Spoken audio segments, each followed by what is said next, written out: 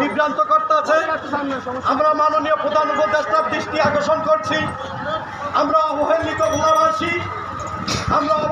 ভোলাবাসী আমাদের যে একটা খনিজ সম্পদ আছে, আমাদের মৎস্য হরণ আছে। আমরা রূপালী ইলিশ ভোলা থেকে 65% ইলিশ রপ্তানি করি এবং ভোলার থেকে যে গ্যাসগুলো উত্তোলন হয়, আমরা ভোলা মাসের পানির দাবি আপনারা গ্যাস নেন, আমাকে ভোলাবাসীকে সেতু দেন।